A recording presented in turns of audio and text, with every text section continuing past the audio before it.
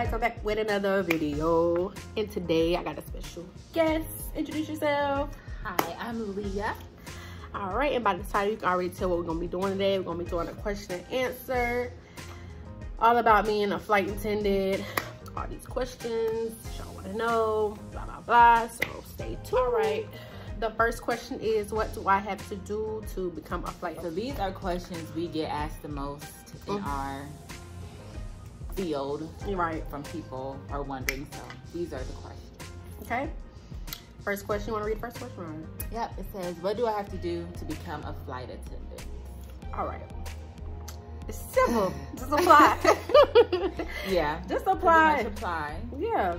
There are lots of websites out there, lots of resources. If you just Google flight attendant careers, there will be a website that comes up. So you can apply, send in your application resume.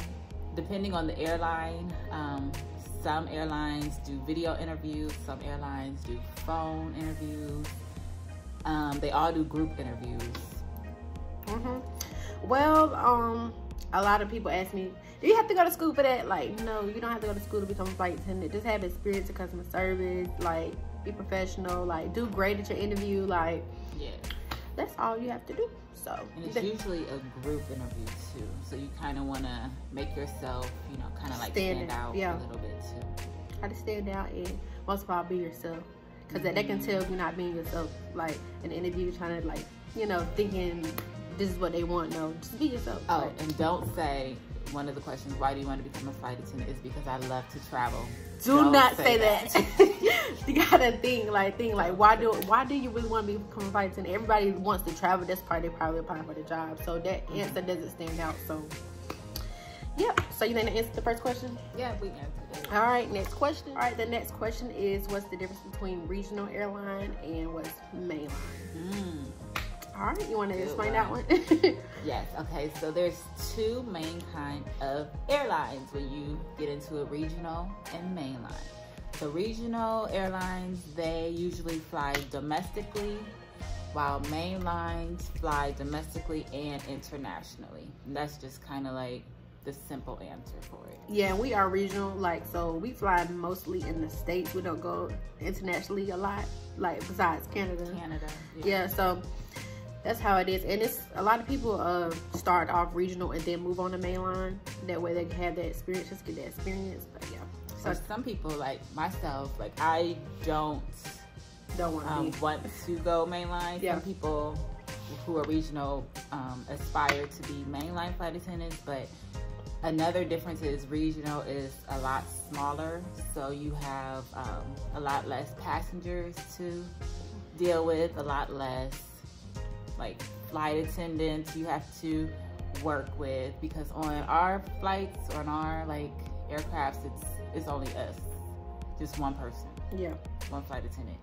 On other airlines, it could be 2 to 3, but on mainline, you can have like up to 9, 10. Yeah, they have those big old planes, y'all. So yeah, that's another difference, the size. So mainline are the bigger planes, like the 777s, like the real big ones, and the regional are the smaller planes, the little Barbie. I like to call my Barbie jets. Yes. So, you want to add anything to that? Different? Not really, but I am one of the people that aspire to be mainline, only because it's more money and stuff like that. But I'm okay with regional also. Like, if I don't get mainline, I'll be perfectly fine, because it is a good job, y'all. So we have all the same benefits. It's the same benefits. Like, we could fly anywhere internationally on our days off. Yeah. So it's up to your preference whether you want to start regional and go mainline, or start at mainline. Or I don't think many people go mainline and go regional. No, not most of the time. No. So, but yeah, that's question number 2. Moving on to number 3. All right, question number 3 is, what are crash pads? Well, crash pads are a place where pilots and flight attendant live only. Like, and it's like you have a room with like bunk beds in it, and it's just a place for you to lay your head at night. Am I right? Want to explain? So usually, okay, this is a long answer. It is. See, me and her, we don't live where we're based.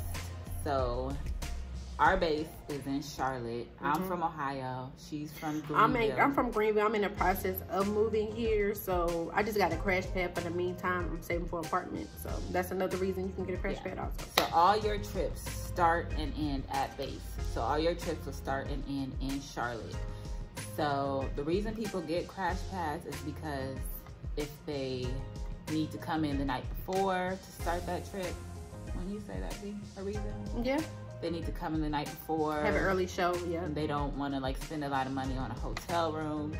They could get a crash pad for, and they're pretty affordably priced.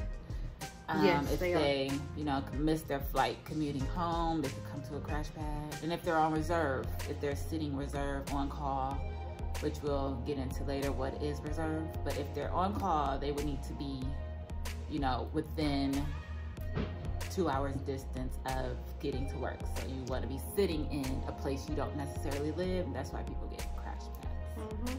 And then like it's another alternative. Say if you become a flight attendant, like you can also rent a room, or like she said, hotels, but crash pads are more affordable. Like I was based in Philly before I got based here in Charlotte, and I had rent a room because in Philly they didn't have nice crash pads. I didn't really like them. I had a bad experience. So it's your preference, like what's good for your pockets. I like the crash pad. I like this crash pad. I had a bad experience in Philadelphia, y'all. A real bad experience. So and when you're in a crash pad, you're sharing it with, like, when I was in Philly, I shared it with like 11 other girls. So it was like 11 of us in the house, and not everybody was there at the same time. So you like very rarely see people because people were working, or if they weren't working, they were back at home. So it's kind of like just a temporary space you can stay. It's not to live. Please don't try to live there. Right. People will get upset. Yeah, it's just for your work days. Yeah. Just for work. Yeah, no, crash pad we are in now is the hotel crash pad. So like we have people come in to clean for us, like breakfast, free breakfast, a free shuttle to the airport every time we need to go to the airport, free pickups from the airport, you know. But yeah, it's pretty nice or whatever. But they have groups on Facebook to, if you're looking for a crash pad, they have listings in pretty much every state you could think of. A good way to meet like new friends, you know. If you have a question about your job, like she had taught me a lot, you know, about, because she's been with the airline longer than me. So yeah, so you didn't answer the question. We're good. All right, next question. Next question is, do I have to move / relocate? Not necessarily. You don't have to.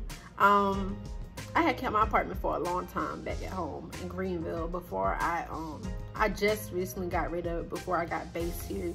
You don't have to, but it can be costly, you know, on your pockets. Like, so it's good to save before you get this job, because, you know, and also depends on where you're based. Say if you already live in Charlotte and you got based in Charlotte, no, you don't have to move. That'd be perfect. But I was commuting from Philly to Greenville, North Carolina, to Philadelphia. So it was definitely a struggle for me. It could be hard. It's like, because you have to find flights, and sometimes the flights be booked. I literally had to jump seat like almost every time I was a jump seat is like a seat where only flight attendants can sit, and pilots. So I had to do that because all the like passenger seat, all the other seats were full.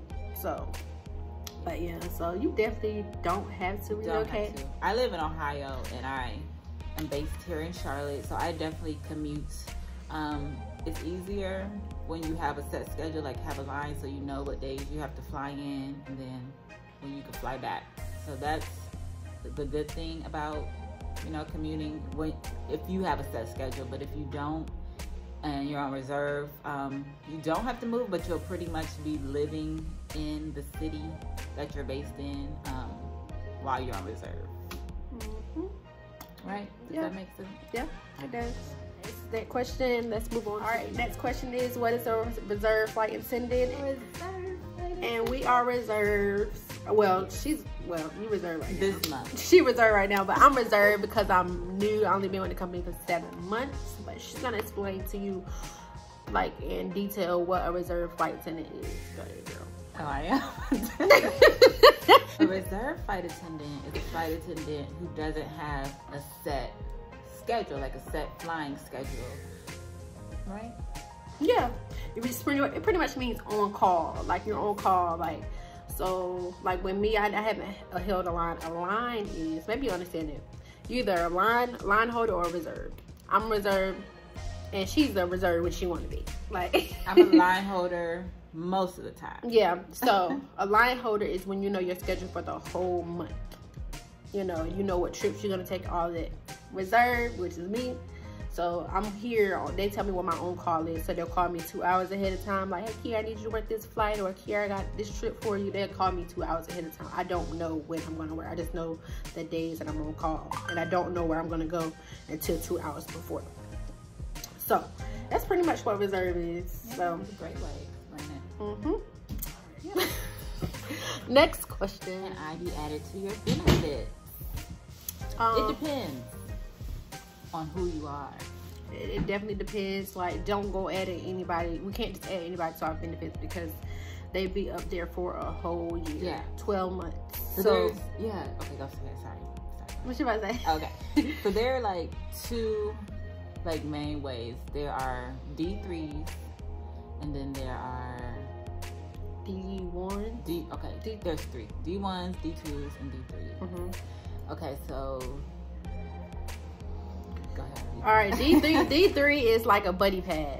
Yeah. So I could get you like discounts on the flight. Like, yeah, it's not free. It's not free at all. You're gonna have to pay. And you are going to be at the bottom of the list. You're gonna be on standby. Standby, and your priority is at the lowest. So D1s come before you, D2s come before you. You're not guaranteed a seat, and you still have to pay. Because us, as even as flight attendants, we above D3s, right? Because we fly D2. We fly D2. So, and then there's a lot of people that come before D3s. Yeah. So it's not saying that you can't get on, but I wouldn't want to. I would want, even though you're still spending money, so you might as well just buy a regular ticket, have a guaranteed seat, and because I hate giving out D3s. Yeah, and then we don't get a lot of them, y'all, a year. We don't get that many. Yeah. Or 15, one of the two. Yeah, something like that. We don't get a lot of them, so like that's the only. I hate giving those out. Like, see, I'm only gonna do it to family, like, and I explain to my family, like, it's not guaranteed a seat. So what I'll try to do is like book your flight like kind of close to the date, so I can know if you're gonna get a guaranteed seat or not. So that's what I like to do, but I haven't given out any yet. But and then you can add where the flights are free is your husband, your kids, your parents. Husband, is that it? I think so. And you are just like a friend that you could replace for your husband, or what they call it? I forgot what they call it. Something. Yeah, something like that. So on that one, you only get one of those. You only get one spot to add someone, and they have to stay on for a year. So, yeah, that's just can't be giving out free flights. Like, yeah. You know what I'm saying? We get to pretty much fly for free, but it's like it's kind of sad because I do want to help people out and like, like, hey. But there's different websites you could go to find discounted flights really cheaper than that. Our flight or our company isn't the cheapest, so if I wouldn't want to like fly if I wasn't getting free flights, right? Necessarily with the company, I would try to go with more of a budget-friendly airline, and there's like always deals and discounts. Good job, y'all. People were asking me like, "Can I get it?" It's like, and then your benefits don't kick in until after 6 months. So it's kind of rude too, I think, to ask people like who you don't really know or who you're not really cool with or friends with, or you might have been friends like in the past, and like you see like you're working as a flight attendant now, like, can I get one of your flight benefits? Yeah. Can we do that? That's like a pet peeve, like of mine, for real. Like, it's a pet peeve, like, and I just feel like a lot of people be trying to use you, like, because, ooh, she's a flight attendant, ooh, let me see right through that. We see right there, never like that. That's all the questions that we had. If you have any more, just comment down below, and we'll be sure to answer those. Yeah, so thanks for watching. Thanks for watching.